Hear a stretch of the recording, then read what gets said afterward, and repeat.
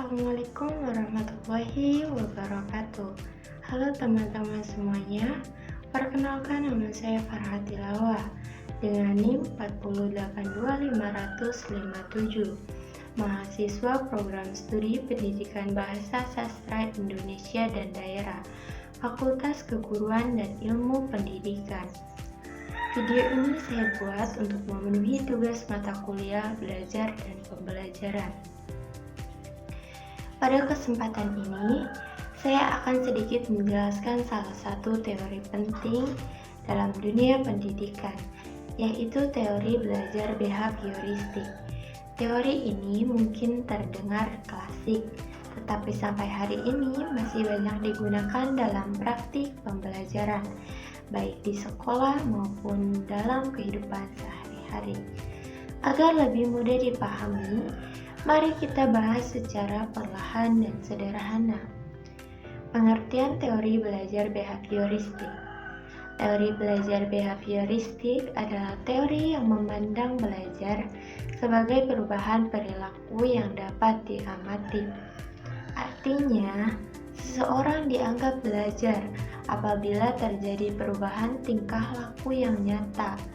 Misalnya, dari yang tidak bisa menjadi bisa, dari yang tidak tahu menjadi tahu, atau dari yang tidak terbiasa menjadi terbiasa.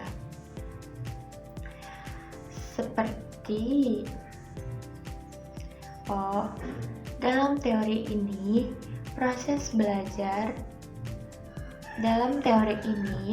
proses mental seperti perasaan dan pikiran tidak terlalu diperhatikan, karena yang terpenting adalah hubungan antara stimulus dan respon. Stimulus S adalah rangsangan yang diberikan, kemudian R adalah respon, kemudian respon R adalah reaksi atau perilaku yang muncul akibat rangsangan tersebut. Tokoh-tokoh teori belajar behavioristik. Ada beberapa tokoh penting dalam teori belajar behavioristik.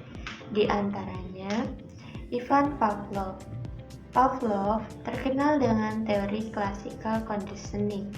Ia melakukan eksperimen dengan anjing di mana makanan sebagai stimulus, air liur anjing adalah responnya. Kemudian, bunyi bel yang awalnya netral setelah sering dipasangkan dengan makanan, akhirnya mampu memunculkan respon air liur. Ini menunjukkan bahwa perilaku dapat dibentuk melalui pembiasaan. Tokoh kedua, John B. Watson. Watson berpendapat bahwa perilaku manusia dapat dibentuk sepenuhnya oleh lingkungan. Menurutnya, jika stimulus diatur dengan tepat, maka respon yang diinginkan akan muncul. Ia menekankan bahwa pendidikan harus fokus pada latihan dan pembiasaan perilaku yang tampak. Yang ketiga ada B.F. Skinner. Skinner mengembangkan teori operant conditioning dalam teorinya. Perilaku dipengaruhi oleh reinforcement, penguatan, dan punishment.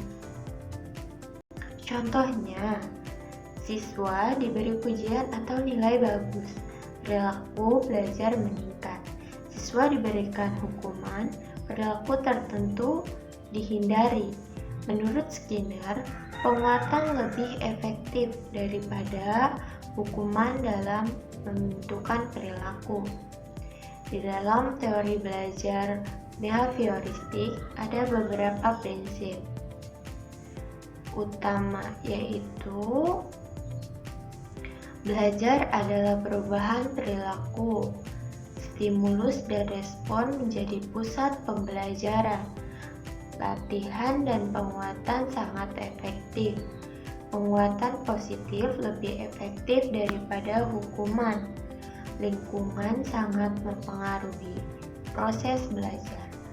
Penerapan teori belajar behavioristik dalam pembelajaran dalam pembelajaran di sekolah.